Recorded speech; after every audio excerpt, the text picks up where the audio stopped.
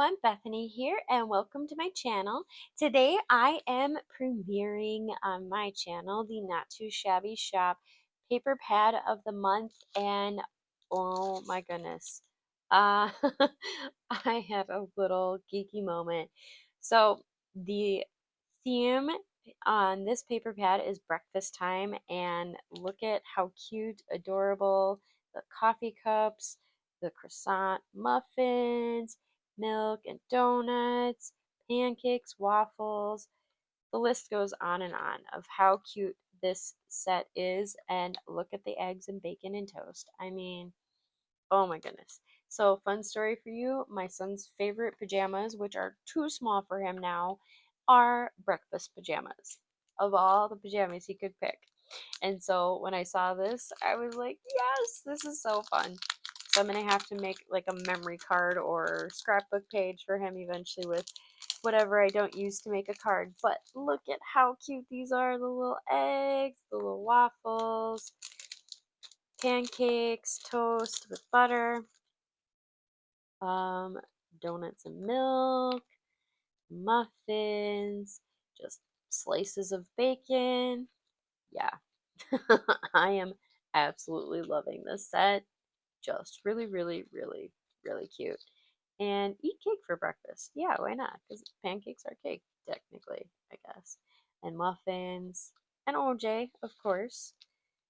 I mean, so many fun ideas that I have because there's a little group I'm involved in too, and we love our breakfasts. So we basically hunt down free breakfast items every once a week, and also anytime we find some really cheap or good deals, yeah, we're always telling each other about it. So something like this really reminds me of that group.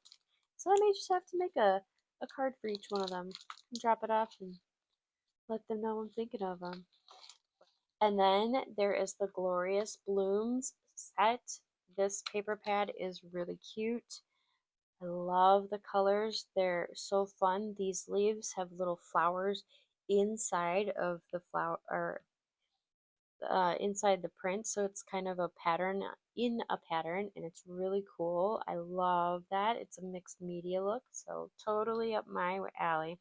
Same thing here, similar style. And then you have the ephemera in the paper pad itself, so you can choose to cut it out or just use that pink on the back, which I love that pink. It's such a pretty pink, and it complements the flowers so well. There's the speckles, polka dots.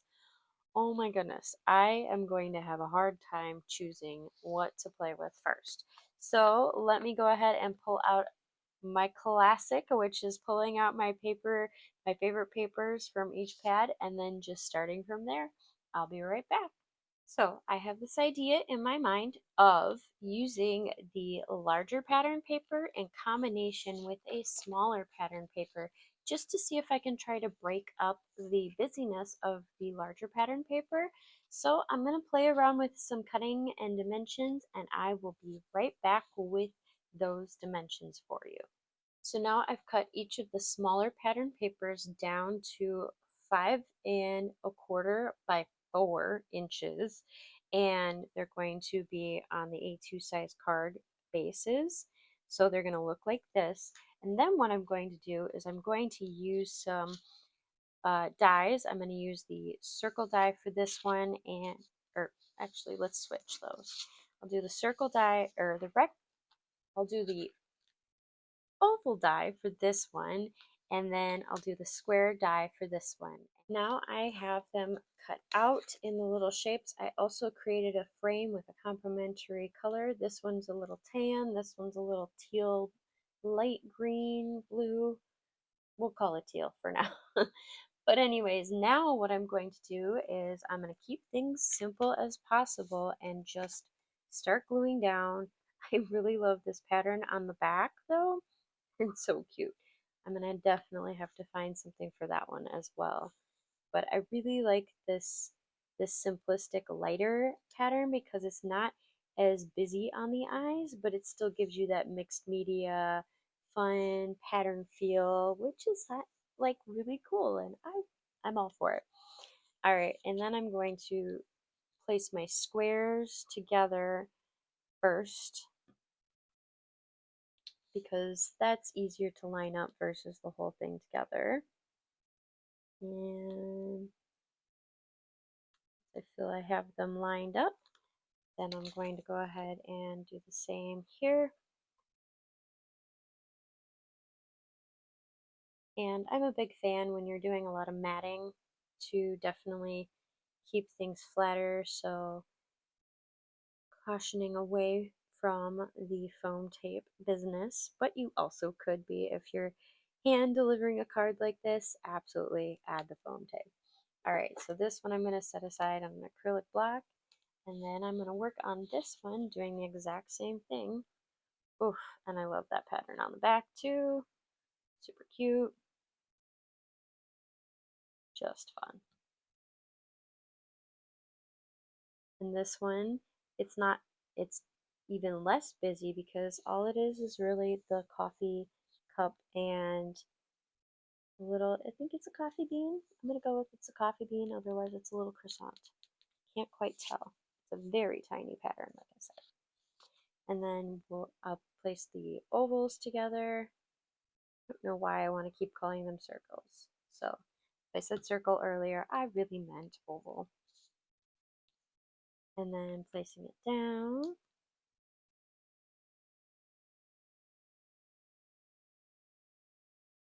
And then again placing it completely down all together.